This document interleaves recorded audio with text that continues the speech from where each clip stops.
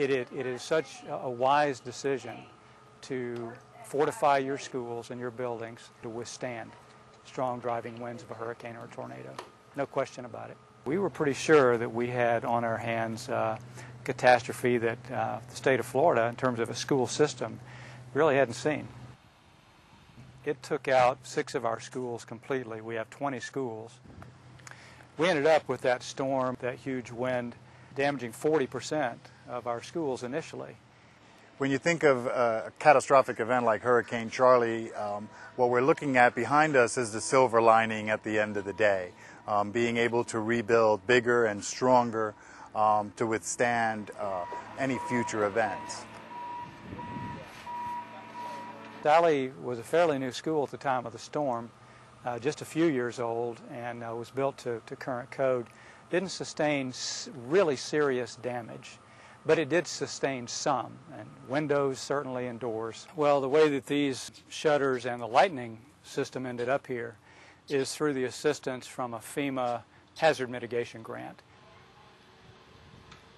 So these shutters are going to keep really the vast majority of debris from flying into the building, through the window, into classroom areas, allowing wind and rain to come in.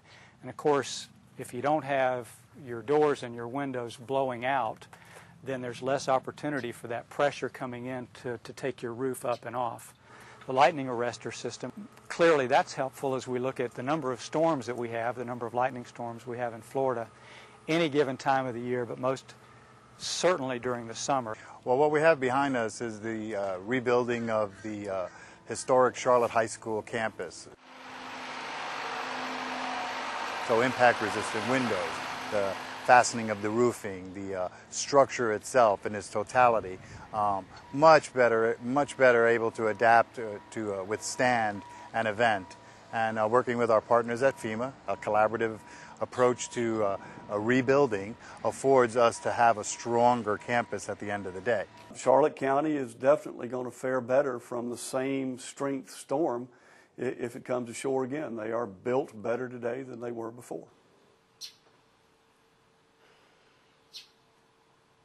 The statewide effort in Florida has prepared you for future events to minimize the damage, to have your critical facilities and structures open for business as soon as possible, and to lessen the brunt of the cost to the taxpayers of the state.